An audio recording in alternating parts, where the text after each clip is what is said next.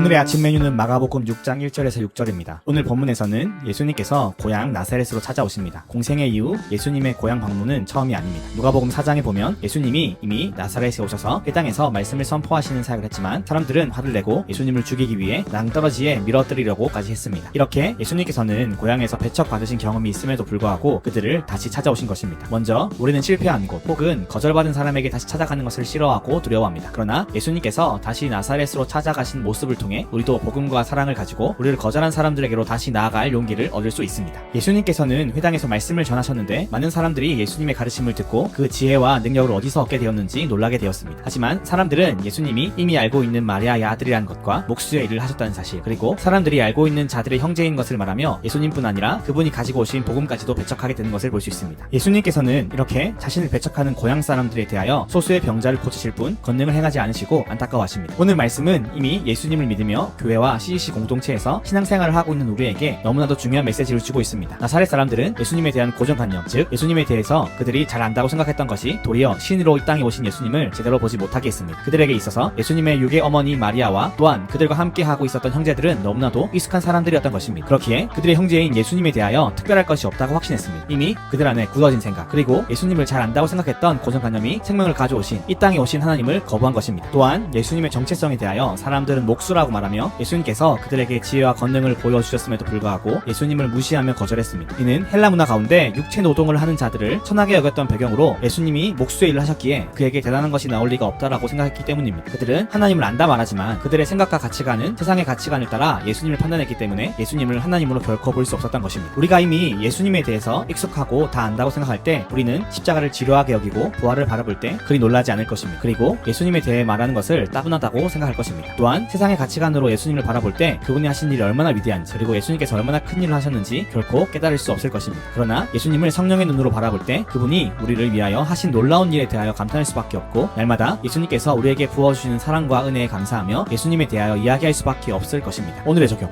첫 번째, 예수님에 대하여 다 알고 있다는 교만을 내려놓고 에베소서 1장을 읽어보며 예수님이 나를 위하여 어떤 일을 하셨는지 묵상해 봅시다. 두 번째, 돈, 성공과 같은 세상적 가치관으로 예수님, 교회, 사역, 지체들, 세상을 바라보고 있지 않은지 돌아봅시다. 끝.